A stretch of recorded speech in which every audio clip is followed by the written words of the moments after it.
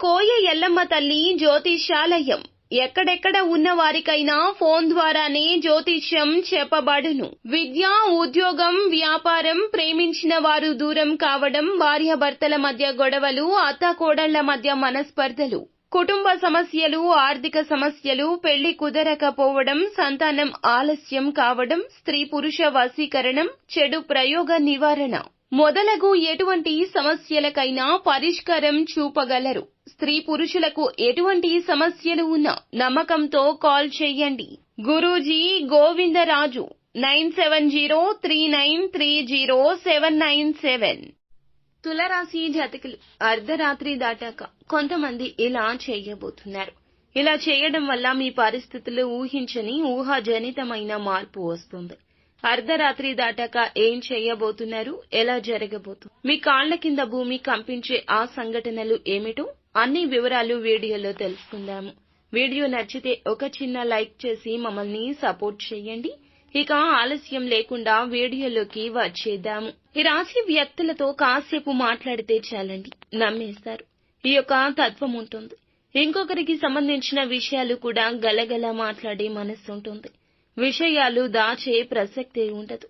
మామూలుగా మాట్లాడితేనే అన్నీ చెప్తారు. కాసేపు కూర్చొని చక్కగా మాట్లాడితే అన్ని వివరాలు పూసగుచ్చినట్లుగా చెప్పేస్తారు. ఇది వారి బలహీనత. చాలా మంది వీరిని ఎన్నో రకాలుగా ఉపయోగించుకుంటూనే ఉన్నారు. ఎన్నో రకాలుగా మోసాలు చేశారు. కానీ వీరు మాత్రం అంతటి నమ్మకస్తులు.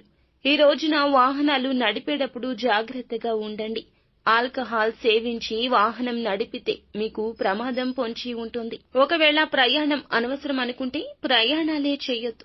లేదు వెళ్ళాలి అనుకుంటే తగిన జాగ్రత్తలు, ప్రైవేటు వాహనాల్లో వెళ్లడం లాంటి జాగ్రత్తలు తీసుకోండి. సెల్ఫ్ డ్రైవింగ్ అనేది నిషిద్ధంగా చెప్పడం జరుగుతుంది. సరదా సమయాల్లో స్నేహితులు వాహనాలు స్పీడ్ గా నడపడము, రేసింగ్లు, ఆల్కహాల్ సేవించి దూర ప్రయాణాలు చేయాల్సి రావడం ఇలాంటివి ఎంకరేజ్ చేయొద్దు. ఈ సమయంలో మీకు గండం పొంచి ఉంది. ముఖ్యంగా అర్ధరాత్రి దాటాక చేసే ప్రయత్నాలు ఒకరి వల్ల ఇబ్బంది కలుగుతుంది. ఒకవేళ ఇలా వాహనాలు నడిపితే తెలిసి చేసినా తెలియక చేసినా, తెలిసిన వ్యక్తే చేసినా తెలియని వ్యక్తే చేసినా జరిగేది నష్టమే. ఎప్పటినుంచో ఉన్న మీ శత్రువు కూడా అయ్యుండొచ్చు. మీ పైన ఈ రోజు పగ తీర్చుకోవడానికి సమయం కోసం ఎదురు చూస్తూ ఉండొచ్చు. ఇలా ఏదైనా కావచ్చండి. మీరు కొంచెం భద్రంగా ఉండండి. సమయం అదునుగా ఉంటుంది. అర్ధరాత్రి దాటాక ఇటువంటి పిచ్చి పనులు చేయొద్దు. ఇలాంటి ప్రయాణాలు ఉంటే పోస్ట్ పోన్ చేసుకోండి. ఇలా అతిపెద్ద గండం ఏ రూపంలో అయినా మిమ్మల్ని కబళించే అవకాశం ఉంటుంది. బయటపడాలి ఈ గండం నుండి. ఈ జాగ్రత్తలు తీసుకోవాలి. ప్రస్తుతం ఇటువంటి పనులు వాయిదా వేయండి. కుటుంబంలో ఒక దరిద్రం కూడా ఉంటుంది. స్త్రీని ఎప్పుడూ బాధించొద్దు. మీ కుటుంబంలో ఎప్పటికీ ఇది మంచిది కాదు. కుటుంబమే కాదు, సమాజంలో ఎక్కడైనా సరే స్త్రీని బాధ పెడితే అక్కడ లక్ష్మీదేవి ఉండదు. సకల దరిద్రాలు ఆ ఇంట్లోనే ఉంటాయి. మీ ఇంట్లోని స్త్రీలు కన్నీరు కార్చకూడదు. ముఖ్యంగా మీ భాగస్వామి కానీ, సోదరి కానీ, తల్లి కానీ, వారి కంట కన్నీరు మీకు నష్టాన్ని తెచ్చిపెడుతుంది. ఇలాంటి విషయాల్లో కూడా జాగ్రత్త తీసుకోండి.